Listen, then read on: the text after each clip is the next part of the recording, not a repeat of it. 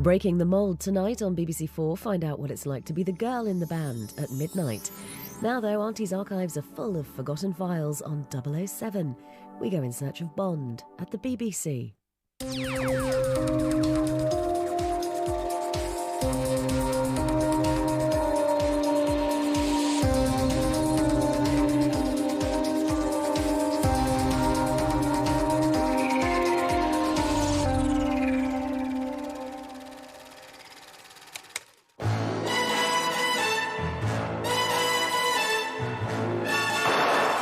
Ever since a British secret agent named Bond, James Bond, embarked on his first mission, a large global corporation has been keeping tabs on his every move. There's such a lot of Bond to see, isn't there? Is there no end? Now, after more than 60 years of tracking 007 in print and on screen,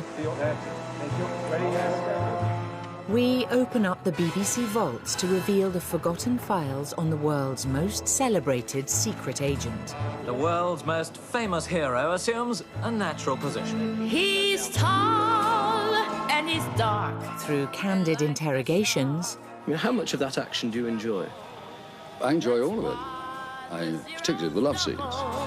Mr. Kiss, Kiss, Bang, Bang. Technical briefings... So this slides away to let the missile come out of the volcano. And foreign assignments, we assess Bond's ability to survive in a changing world. The Bond movies generally are simply a license to print money. His transgressions, his victories, and his innermost secrets explored. This is the sort of question that you should not be asking. This is a license to view James Bond, unguarded, unrestricted, and unseen.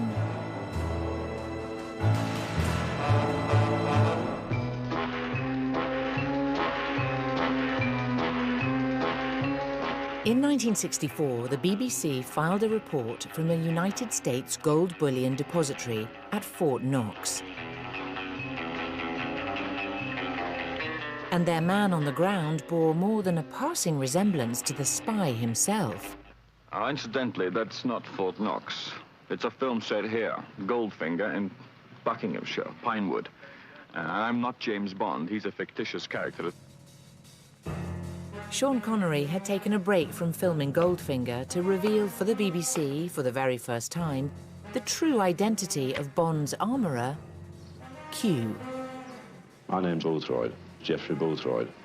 Certain inaccuracies in the book made me write to Fleming and say that I didn't think Bond was going to last very long if he used a .25 Beretta pistol, which is a lady's gun and not a very nice lady at that.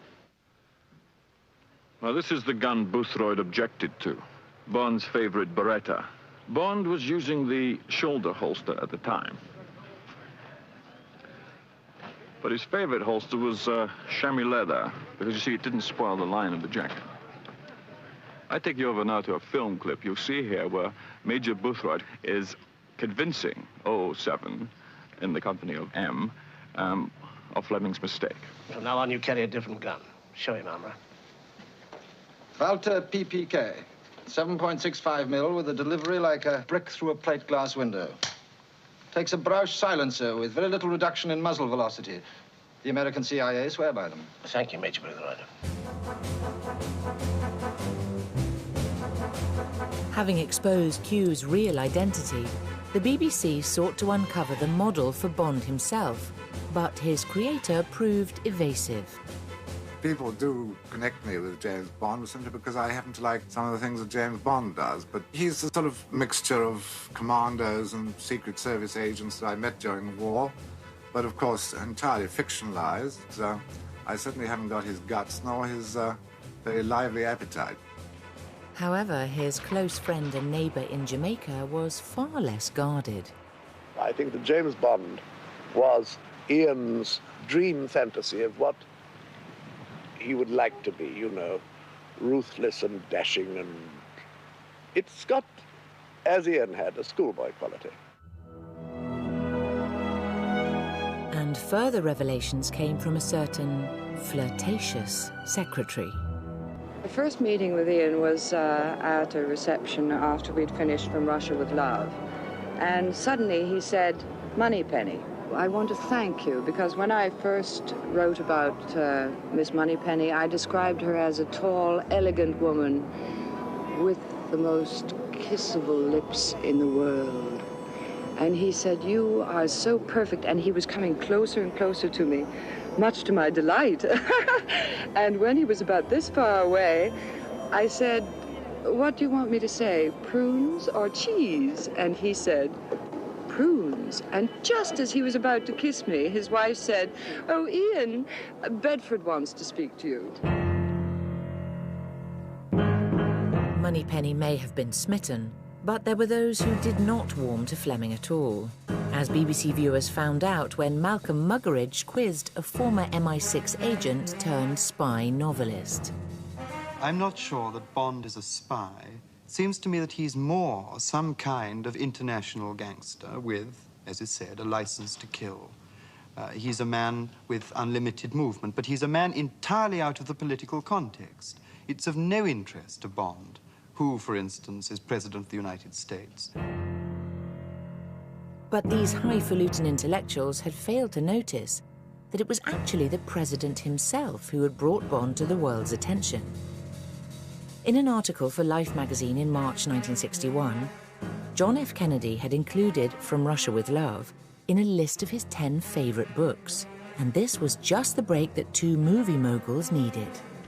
American Cubby Broccoli and Canadian Harry Saltzman had already bought the options on Fleming's novels, and with paperback sales rocketing after Kennedy's endorsement, they flew to New York to secure the deal with United Artists that would put James Bond on screen. Normally, the question from the distributor is who was going to play in it, Cary Grant or James Mason or someone. And when you surprise them by telling him you don't want a known name and then you want an unknown, he's further confused and it's a little more difficult to get the financing. But under pressure to cast a leading man, the producers stood their ground for a little-known Scottish actor called Sean Connery, who they believed best displayed the degree of masculine virility that Bond demanded. Cubby and I went through, I would say, 200 actors. I liked the way he moved, and the fact that he had a lot of acting experience. But he moves extremely well. There's only one other actor who moves as well as he is, Albert Finney. They move like cats. They're very light. For a big man to be light on his feet is most unusual. However, Fleming remained equivocal, thinking Connery to be an overdeveloped stuntman without the social graces to play his hero. But his opinion was swayed when female friends of his pronounced Connery as most definitely having it. I met Fleming 2 or 3 times, and we got on very, very well. I liked him enormously. He had such curiosity, and his knowledge was, so wide. Terrible snob, but terrific companion. But I think, in the main, he wanted somebody unknown, so that they would not overshadow the character of James Bond. To the British public, James Bond perfectly caught the mood of the times and brought a sense of reassurance to a country in the grip of Cold War spy mania. If there was a third man, were you in fact the third man? No, I was not. Well, he's a free agent, as I said, at the present time, to go as he pleases.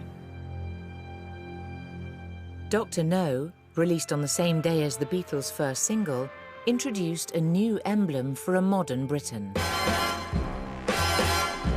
And when Bond's silhouette, or rather that of stuntman Bob Simmons,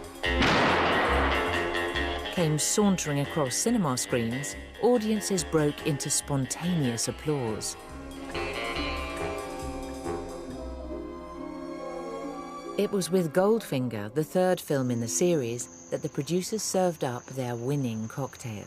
And the pre-title sequence is a stimulating aperitif of its own with all the Bond ingredients. Beginning with a typically witty gadget, the sequence combined sleek interior sets, stylish posturing,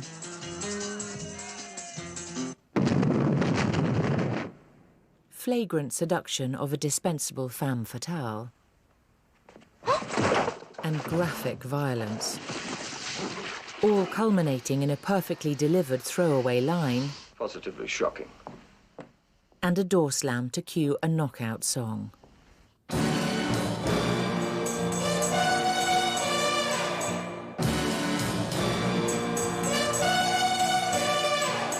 Goldfinger,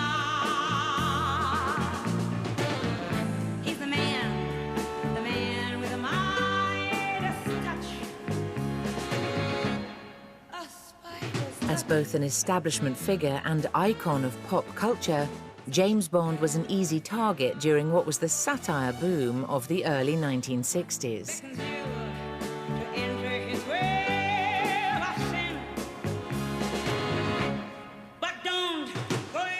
Surely Bessie doesn't think much of you for a start. I mean, she says you've got a cold finger, Goldfinger. How she ever found that out, I don't know, but that's her business. Casino Royale, Diamonds Are Forever, From Russia with Sex. Fish finger, he's the man, not a man with a fishy air. A fishy stare. For Your Thighs Only, Doctor in the Know, Carry On Spy, Moonfinger and Muckraker. Oh, well, there goes Cuba. There's such a lot of Bond to see, isn't there? Is there no end? We're proud to present tonight Bye Bye Bondy, the latest, indeed one might almost say the last episode in 007. It was a black letter day for Bond. He received the summons and lost no time in getting to the office of M, his chief. When Bond entered, M was inscrutable as always. David Frost's co-host, Double M, Millicent Martin, would spoof Bond on her own show, and her choice of guest star would prove prophetic. Perhaps Monsieur would like to take drinks on the patio? Yes. That's quite a nice little casino you've got there. It was almost as if he was auditioning for the part, a decade early. A nice secluded corner. Over there, Mr. Bond? Yes, well, I am on holiday. Thank you. Yes, Mr. Smith.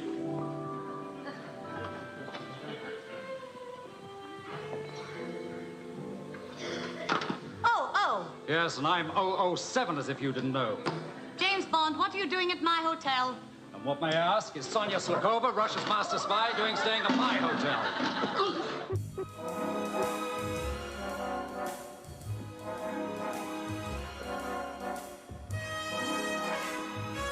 By 1965, nothing, it seemed, could match Bond. Not even the Beatles. The soundtrack to Goldfinger outsold the Mop Tops. And during the filming of Thunderball in the Bahamas, Bond mania reached new heights, or rather, further depths. A press release given to the BBC on location described the hysteria around Connery, when a group of American students swam out to his filming boat. "Speak to us," one of them called to him. "You are our leader and we are your people."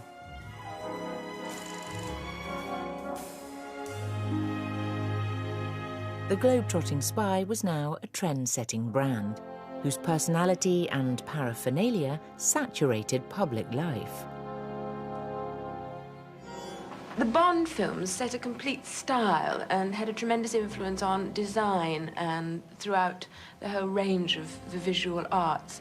Did it come as a surprise to you that, in fact, the population took up many of the sort of Bond images and carried them into We life? never expected that tremendous success, but after the first, we saw there was a market. The second, we very carefully accentuated the successful parts. Bond's iconic car from Goldfinger, the Aston Martin DB5, proved a gift for merchandisers. And Corgi's miniature version would go on to sell in its millions. Whoops. Hello there. Now, this is the star of the show, I think, because this is the model of the car that was made for James Bond in Goldfinger. You press that knob there, out come the two overriders and the machine guns. Now, you've got somebody sitting next to you in the car and you don't like him, just watch the roof. Whee! Out he comes. There goes Oddjob. Now every child could have their very own Bond gadget. Or if you had the clout, you could just pop along to the factory and pick up a scale model for your son. But some BBC pundits were worried that Bond as a commodity was just a smokescreen for a character with very little depth. There's no mystery about James Bond. It's too easy, you see, with all this imitation equipment. The man himself is nothing. With due respect, Mr. Conrad. Personally, I have never been able to collapse into the arms of Mr. Bond. I see a sort of new hero emerging now. And the new one on the way is the transvestite, like Danny LaRue, like a splendid hero.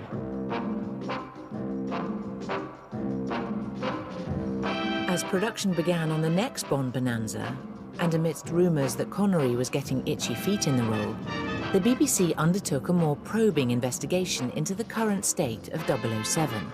And for such a special assignment, they sent in their top man. Japan Pinewood style, and the first day's shooting on the 5th film in the cinema's most spectacular saga. They're spending £3 million on You Only Live Twice, but it'll probably earn 10 times that around the world. To write the script, which involved an entirely different plot to the book, the producers had drafted in an old charm of Ian Fleming's. But for the author of Charlie and the Chocolate Factory, writing a Bond film would be a very different confection. Did you have a certain number of things that you had to do? For example, Bond normally goes through women in a film, doesn't he? Now, what do you mean by going through them? Well, he disposes of them. They get killed, they sacrifice themselves, you know. Are you, yes. Are you up to ration? There's no question that you must stick to that sort of formula, I think, because I asked that when I went in first. They said, oh, yes. I said, he wants a woman, doesn't he, to chase around and fall in love with. And they said, well, 3 would be better. Wicker was on hand to watch the pre-title sequence being shot. Better, huh? No, just different. Like King Duck is different from Caviar. A clever tease in which Dahl flipped Bond's weakness for women into his undoing. Darling, I give you very best duck. Well, that'd be lovely. We have had some interesting times together, Ling. I'd be sorry to go.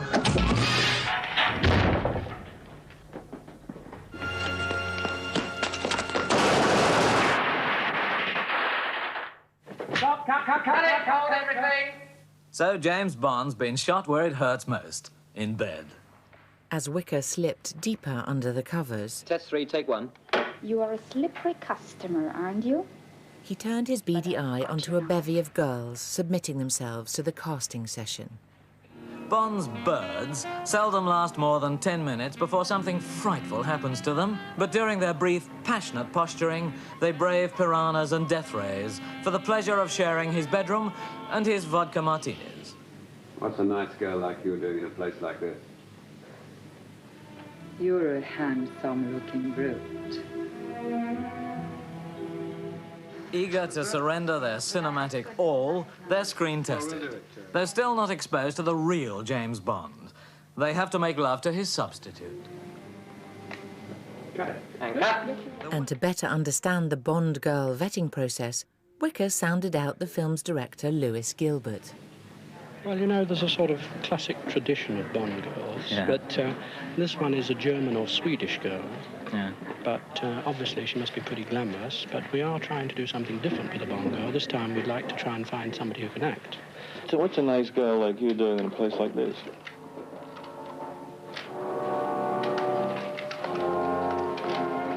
Is it a bit too disfiguring when she goes very hard in?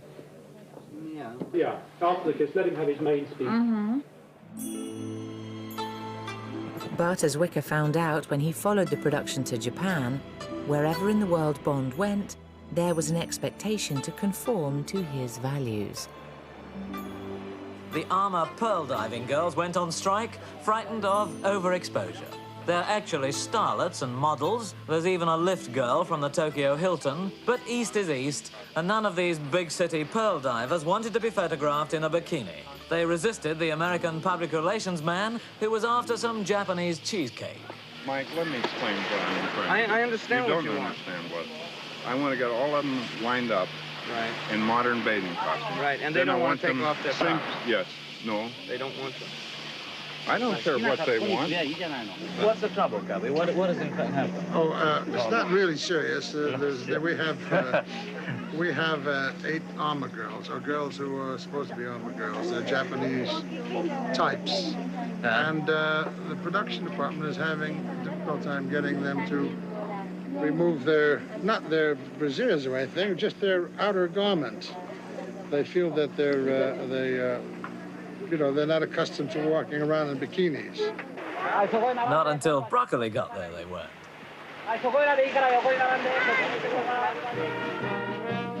But there was further trouble in paradise, and Wicker's cameras were there to capture the Bond wagon slowly coming off the rails. Now, he's an actor. He's here to do a job.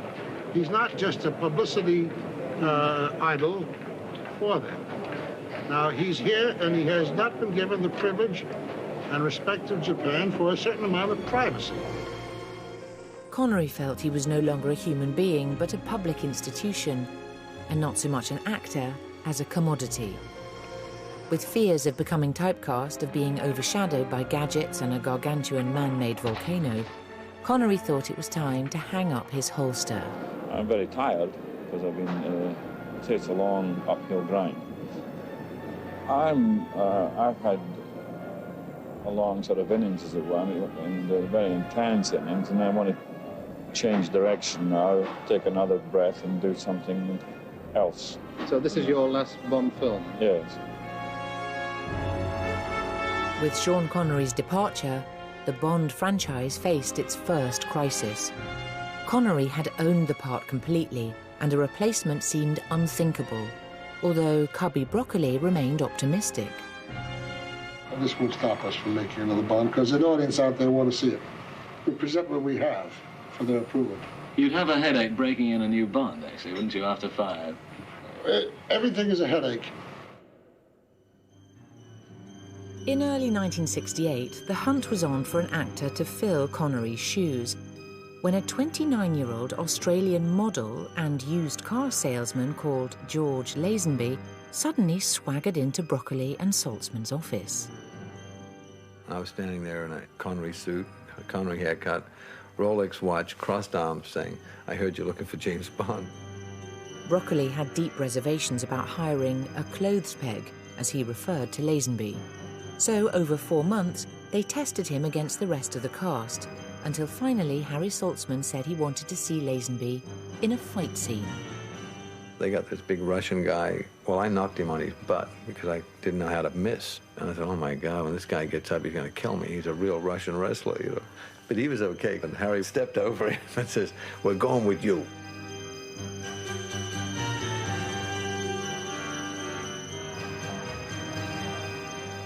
Aside from the small matter of finding a new Bond, On Her Majesty's Secret Service would see him get hitched. And in choosing an actress of Diana Rigg's caliber, the producers hoped to increase the power of the film's romantic scenes. The BBC caught up with Rigg on location in Portugal to ask her what she felt the issues were for women in Bond's world.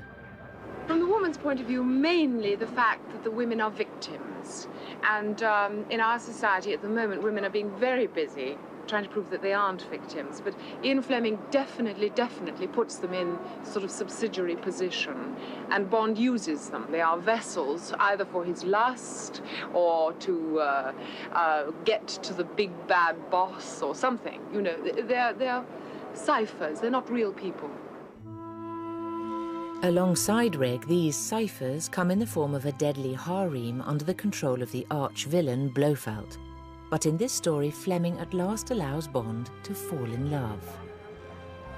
In a sense, it's a game, but also it's quite a clever trick, because the man who heretofore has been absolutely unobtainable suddenly decides, through love or whatever, to marry this girl. and he subscribes.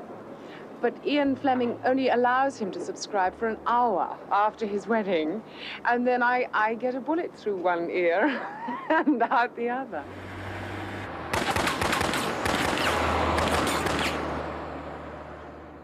It's Blofeld.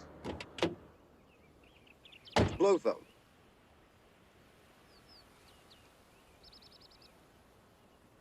You know, it's quite a good trick, because it means that he has all the right motives deep down underneath. In other words, he is prepared to get married if he loves the girl, but then by some terrible trick of fate, she's taken away from him, and he's suddenly available for all those females again, slightly embittered, you know. But becoming Bond was to leave Lazenby embittered too. Reports had circulated that he was awkward and arrogant on set, overwhelmed by the responsibility of the role. The critics, rather brutally, pounded him with such comments as, his lines carry about as much conviction as an insecticide salesman at a flea circus. But in spite of the critics, Mr. Lazenby appears to know his own mind and has maintained a stubborn sense of individuality. He grew a beard, for instance, and refused to shave it off for the film premiere. And I said, well, anyone can understand that James Bond isn't a real person, and they're not going to mind the fact that I haven't had a shave for a month. You know, everyone knows that James Bond must have a beard, even though you never see it in the film. Well, what about the reports that you were deliberately awkward and hostile? Yeah, well, they were true in a way, because I was very uptight lots of the times, because I didn't understand exactly what was going on. And the only person you could ask, the only person who knew what was going on was the director. And he didn't really feel that an actor was important in the role. He felt that you could get any guy, I'd put him in that part and make him James Bond, providing he looked similar to what the public feel James Bond looks like. And that vibration came off the director onto me all the time.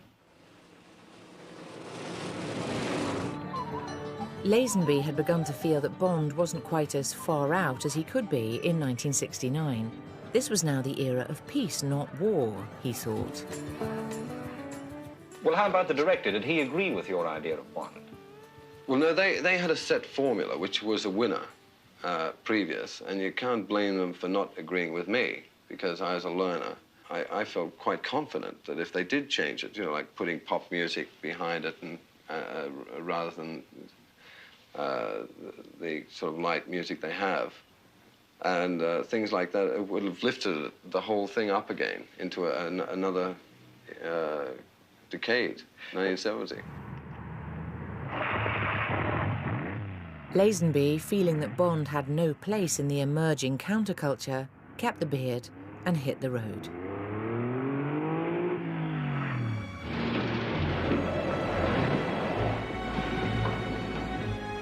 With Lazenby gone, a plan was hatched to lure back Sean Connery, who was only too aware of the strong bargaining position he now found himself in, as he candidly let slip to the BBC.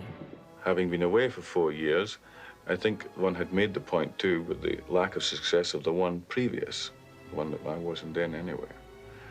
And coming back in to do this one, the wicket was better for me to make the conditions of not being so much a pawn in the circumstances. Also, I didn't think I got a fair piece of the cake. You mean financially? Yes. Connery had been tempted back not only with the promise of a tremendous fee, but also by the quality of the script, drafted by a young American screenwriter called Tom Mankiewicz. I hope that Guy Hamilton, the director, and myself, and with the assistance of Tom Mankiewicz, who's written the screenplay, which incidentally I think is probably the best one they've had, certainly construction-wise, for a beginning, a middle, and an end of a story. It's very good. It's a very good script. I hope it's got enough, I think that there's humor in it. And for this moment in a Las Vegas casino, Connery and Mankiewicz shared the writing honors. Hi, I'm Plenty. But of course you are. Plenty O'Toole. Named after your father, perhaps? Would you like some help? On the craps, I mean. It's very kind of you. The camp and breezy tone of Diamonds Are Forever, with its liberal use of smutty humour, was a new throw of the dice for the Bond franchise.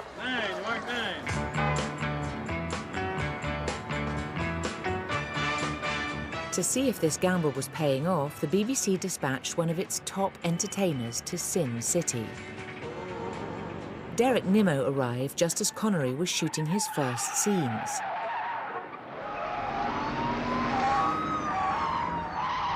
A frenetic car chase on the downtown strip,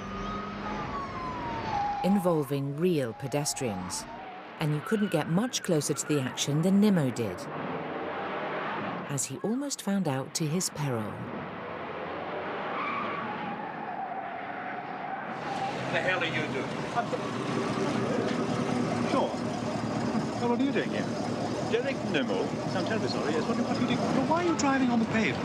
Well, I'm making Diamonds Are Forever. It's a film.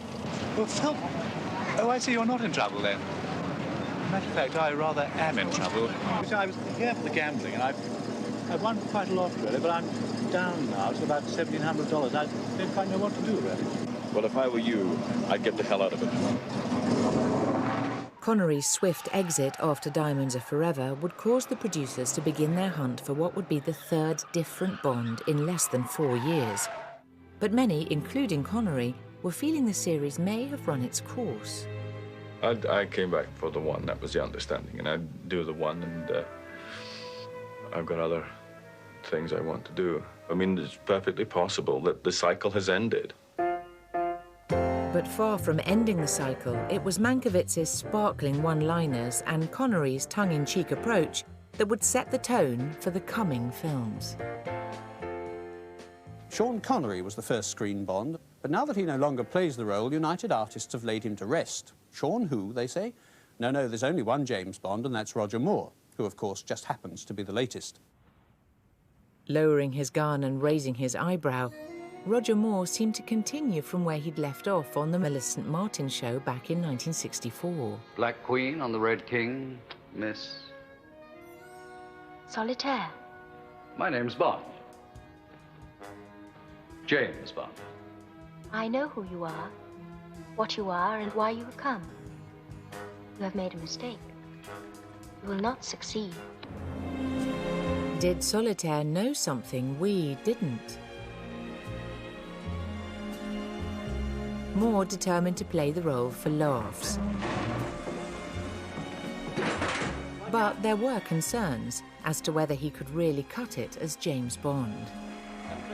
When you took over from Sean Connery, because it was new and because it was different, people all said, oh, well, Roger Moore is not my idea of 007. And he's not like Sean Connery, and it's all a great failure. I mean, do you mind that kind of hammering? No, not really, because I say it before they do. I think the first time they went to see Live and Let Die was just to see if I was going to be as bad as they thought I would be. With the uncertainty of a new Bond, the producers had felt panicked into chasing current cinema trends. But James Bond sat uncomfortably in both a blaxploitation milieu and a kung fu craze. Stand back, girls. In 1975, Harry Saltzman, beset by financial difficulties, was forced to sell his share in the Bond franchise to United Artists.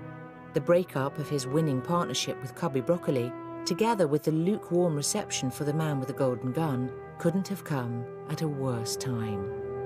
By the mid-1970s, film production in Britain was in harsh decline.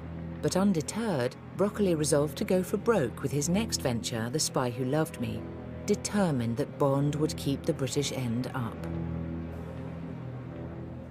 Obviously, we do make the picture for a worldwide market, and I think that's the hope of the British industry. We feel we have to do something more outrageous, more bizarre, and more unique. For Broccoli and the Bond franchise, this would be a very symbolic leap of faith.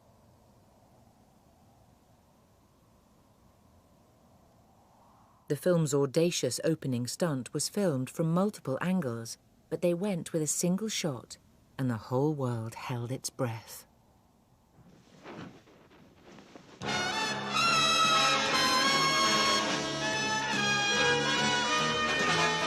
Such was the confidence in The Spy Who Loved Me and the feeling that it might just prove the saviour of the British film industry that the BBC, in collaboration with the Open University, secured unique access to the film's production as the basis for a course unpromisingly entitled Mass Communications and Society.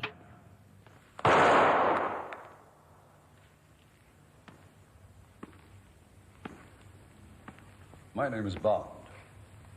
James Bond. The resulting 8-part series examined all aspects of Bondiana, from giving Bond a new soundtrack for the 1970s. I was very anxious to write a song that I thought was completely different than any of the songs that had been written for the Bond films. And I also didn't want them to quite be about the villain. I wanted a song written about Bond. I thought it was time that he'd be pretentious enough and vain enough, in fact, to have a song written about him. To the usual pressures of being a Bond girl. The one thing that sometimes I don't particularly like is the, let's say, the sex symbol part of it, as most of the Bond girls have been, because that is not at all my scene. And cameras eavesdropped as set designer Ken Adam explained his concept for the film's centerpiece to director Lewis Gilbert. My feeling is as the submarine goes in... Into darkness. Yeah, into darkness, and, you know, with the high fin and the conning tower, I think that'll give you a very good... Yeah, because I discussed meaning. with Claude yesterday, actually, that I thought the best way of showing the set was to suddenly switch on all the lights. Yeah.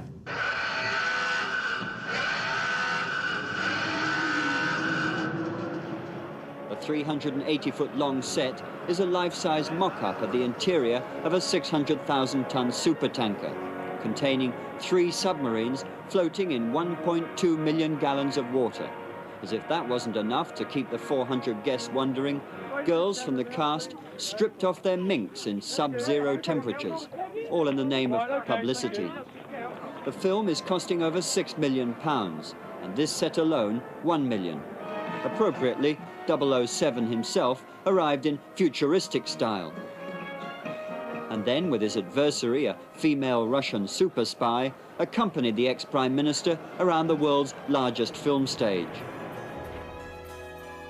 Believing they had a hit on their hands, United Artists spent a record $4.4 million on worldwide publicity. And who better to front it than the man himself? My name's Bond, James Bond, and I'm licensed to kill. There's a royal premiere tonight. It's the latest Bond, The Spy Who Loved Me. It has women, action, and me. So have you tonight on Nationwide at 6:20. I'm Roger Moore, so watch The Spy Who Loved Me, and you'll love James Bond. It still works on the 3rd take. Roger, you do spoof the part a bit, don't you? You think it's funny in a way. Well, of course. The whole thing is that you must not laugh at it. You must let the audience know that they're invited to laugh with you. And so it is all a spoof. It's fun. The film's most topical gag came in the form of its larger-than-life villain, Jaws. Bond's most formidable foe since Oddjob. This marvellous man who plays Jaws, he's 7'2". When he was grappling with you in the railway carriage, what was it like? Is he built It was like hell. He is a very gentle man and very nice, but is very heavy. And when he had me squashed up against that wall, there were like 20 stone pushing this bone here right through to the back. Yeah. Bond's highly choreographed confrontations with Jaws were a large part of the film's phenomenal success.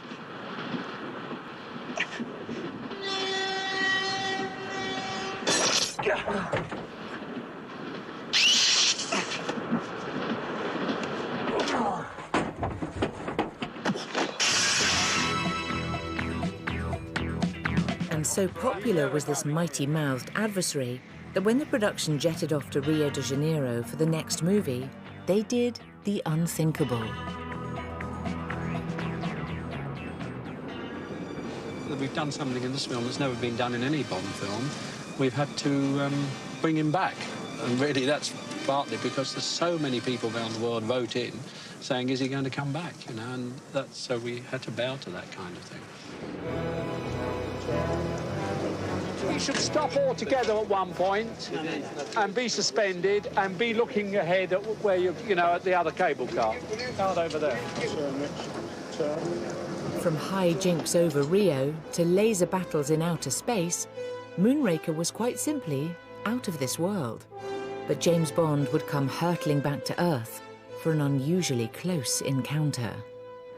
It is being said at the moment that another rival James Bond film is going to be set up with your own original James Bond, Sean Connery, playing the part. Does that worry you at all? Well, that's a legal thing. I'm not going to get into any legal discussions about it. But would it worry you if such a film were to be made? Nothing worries me if I'm making a good film. Broccoli may have brushed off the question, but Barry Norman was onto something. And by the summer of 1983, look who was back. 38.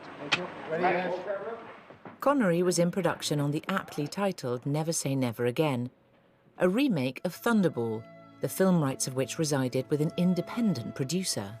It seemed quite a good idea after all these years. And the moment I said, yeah, okay, I'll do it, that was a terrific furore. With Roger Moore then in production on Octopussy, the press looked to stoke up a bitter rivalry. But the Double O's were having none of it. I made it quite clear at the outset that I was not in any way going to get involved in any silly race in terms of rivalry or whatever. As you well know, I've known Roger 20 years or so. And I did say to him, you know, they're going to try and play a sort of hype business, but you shouldn't really pay any attention to it. And we didn't. However, the BBC hardly remained impartial themselves. Good evening from the Warner Theatre in Leicester Square, where the crowds are already beginning to gather because James Bond is back. The real James Bond. At least the real one in many people's eyes. Not Roger Moore, the pretender who has usurped the role for the last 12 years, but the original Sean Connery. Welcome back, James, as it were. I must put it to you, this is rather unfair, but I was looking up the 00 rule book, and it turns out that it's automatic retirement at 45. Did you know that? Yeah, well, I've got 2 years yet. By the mid-1980s, James Bond had become something of a middle-aged man's fantasy. Do you hear them muttering? Do you listen out for what people are saying about the movie, or about you specifically? Oh, it's old Moore again, they say. Oh, Rog. Roger Moore seemed to be a long way from leaping over crocodiles. Approaching 60, he now jogged about in a suede blouson. What was it you were just running away from then? A bad cigar. 38. And in rather less exotic locations. We're in the Amberley Chalk Pits Museum in Sussex. It's a gold mine, presumably in San Francisco or near San Francisco. And the mines are about to be blown up to flood Silicon Valley. 38. Because Zorin, Christopher Walken, is going to take over the world's production of microchips. But when the action itself involves the chief villain, a peroxide Walken, escaping at 5 miles per hour in a minecart, a damsel in little distress, James! and a blow-up Grace Jones, the writing seemed to be on the wall. A View to a Kill was to be Roger Moore's farewell to the character he had inhabited since 1973. Having led the field, Bond was now in danger of being eclipsed by a new breed of imitator, the all-American action hero. But you can't keep a good man down. A new man is about to take on the villains who want to cause mischief around the world. We have a new James Bond. After Connery, Lazenby and Moore, now it's Dalton, Timothy Dalton. A Welsh actor who's more used to playing Shakespeare than secret agent.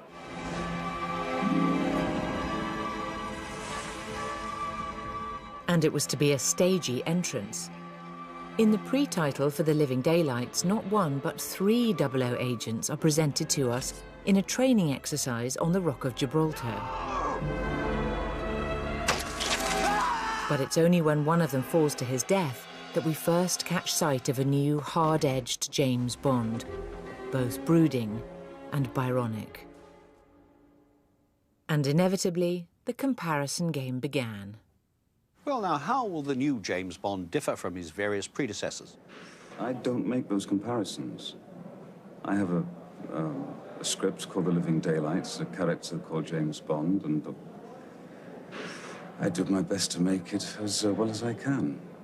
I can't think of copying or being different to. I try to be original. I studied the books and tried to bring that Bond into this film.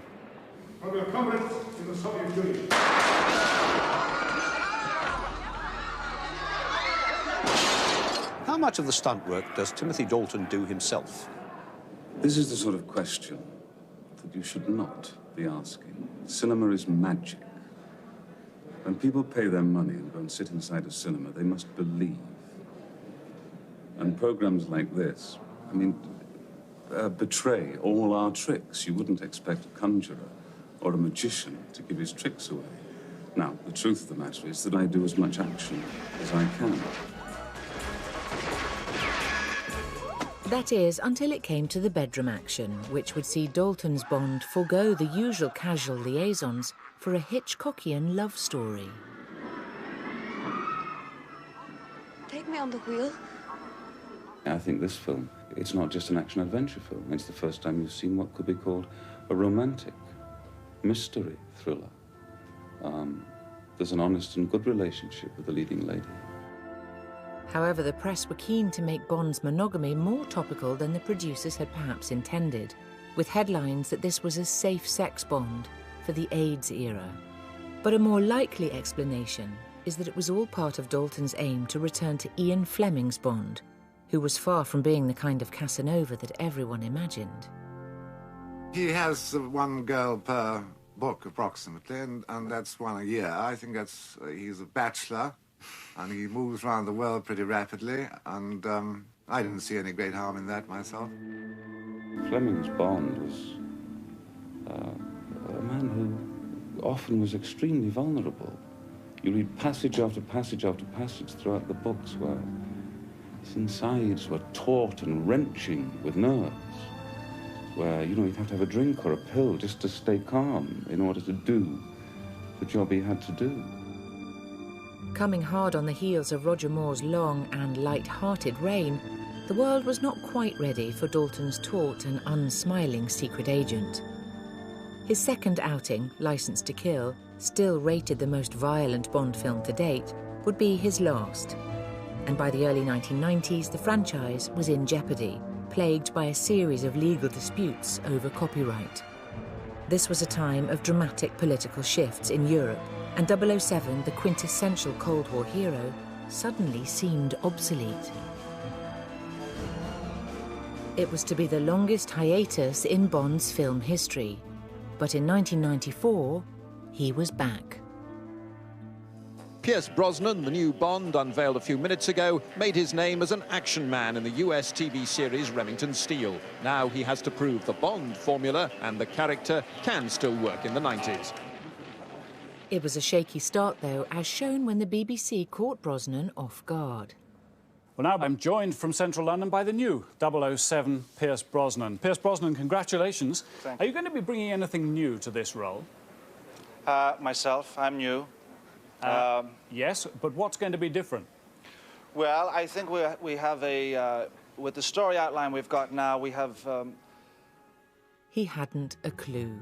But by the time cameras caught up with him on location, he was the model Bond. The main task at hand is really getting this film and telling the story. And we are doing that. We have a wonderful director in Martin Campbell, who's very hungry for this, and likewise myself, in wanting to get it right. For a new Bond and a new director, it was a daunting task. What we'll be filming today is the streets of St. Petersburg. We built the set here at Leavesden, as you can see. I've an 18-week shoot. I've got 4 units at any one time. Right, you can hear them all yelling and screaming around the corner. Probably want me to get round there. On the day we turned up on set, Brosnan was concerned that we weren't seeing Bond in quite the right light. I'm going to be doing action tomorrow. I will be more Bond tomorrow, I promise you, Barry. I'm sorry it's a bit boring today, and it's... But this is all she wrote. You know? Tomorrow I have the gun, and I have the goal. And Brosnan was true to his word. The next day, he swapped his Russian runaround for something a bit bigger, in a scene that took 6 weeks to film.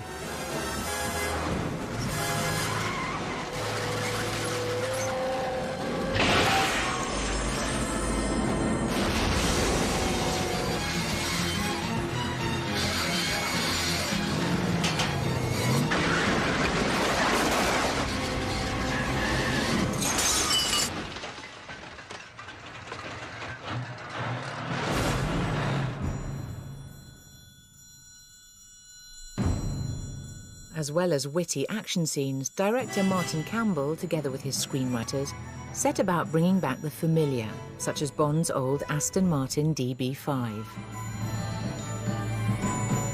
But there was nothing predictable about their recasting of M, and in handing her the line that had been coming to Bond for more than 30 years.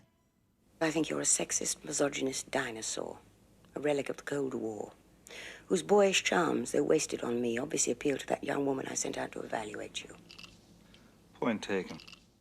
Stella Rimington, the Director General of MI5 at the time, was convinced that they had merged fact and fiction in casting Judi Dench. I can't imagine that had my appointment not been publicly announced, the producers of the James Bond film would ever have thought of making M a woman. I was quite taken aback, actually, because she did look quite like I looked in those days. I had a jacket without a collar and a sort of three-quarter length, which is exactly what she was wearing. But despite their similarities, the true inspiration for a female M was revealed on Pebble Mill by no less than the former Miss Moneypenny herself. Cubby Broccoli called me to say that they wouldn't be using me, and I said, well, that's all right, because I want to play M. So all those years ago, I had given them the idea that there would be a tremendous element of surprise if the new Bond walked into M's office, the chairs swiveled around, and there was Moneypenny. And she never called him James again because she was the boss. Did I see the other day that the Judi Dench has been cast in that part? Yes, and I feel rather betrayed, actually. I bet you do. Yes. So because it should have been me. And even if, I mean, she's a lovely actress, but it just should have been me. Across 4 films, Pierce Brosnan successfully reinvigorated the franchise and turned Bond once again into a major box office attraction.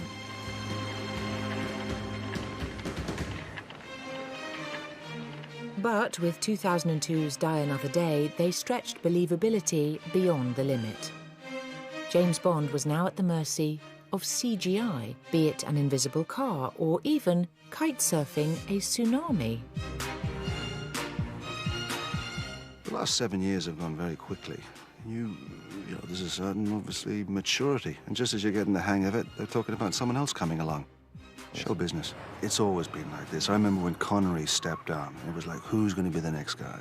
So it's the big circus, and the family, the Broccoli family, have always done it really well.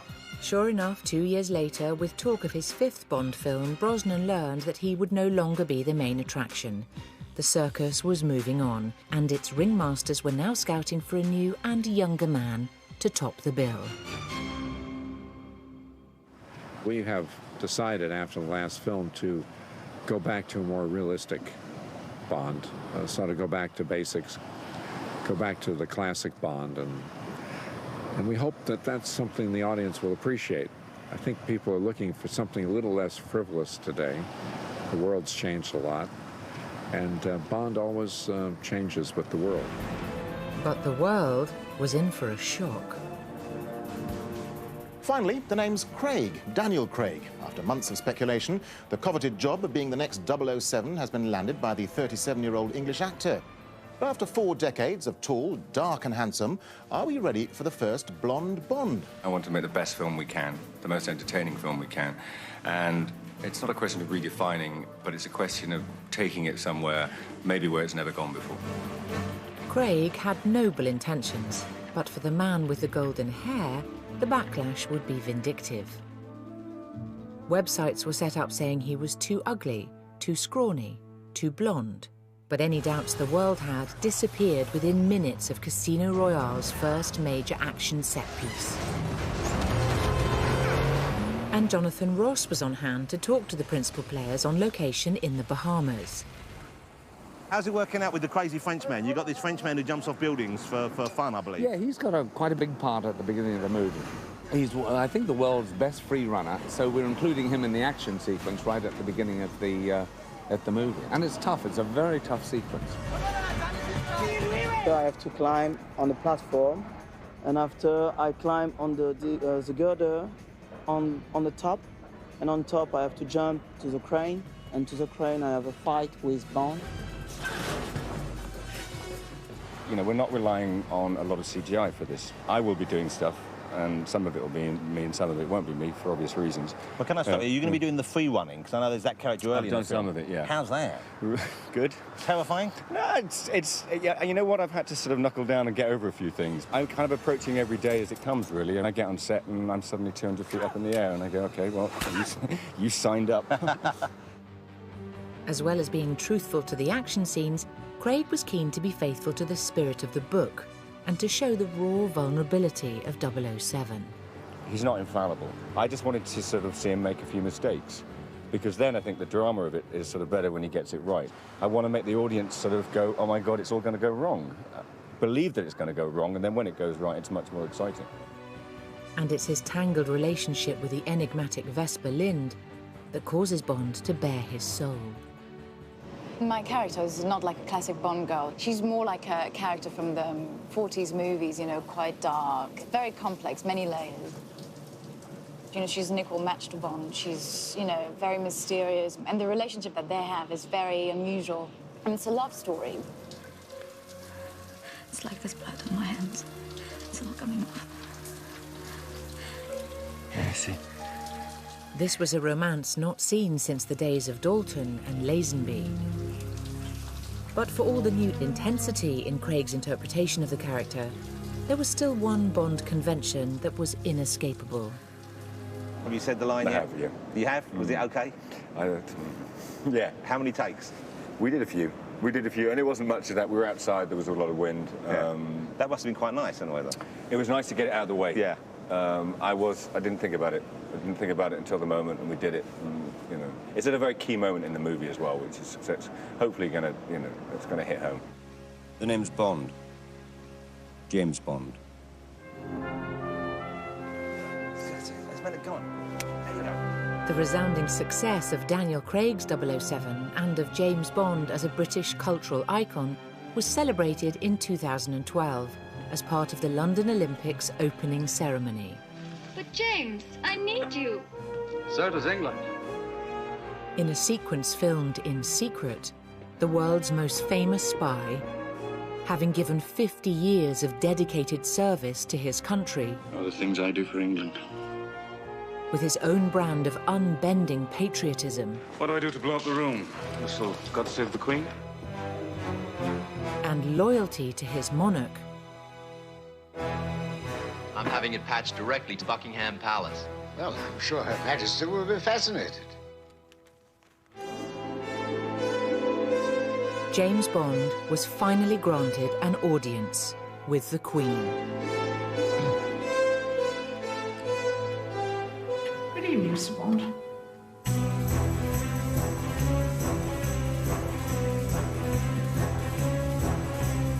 Reckon you've got what it takes to be the next Bond? Take the test online with BBC iWonder now. Here on BBC4 though, what's it like to be the girl in the band? Kate Mossman finds out next.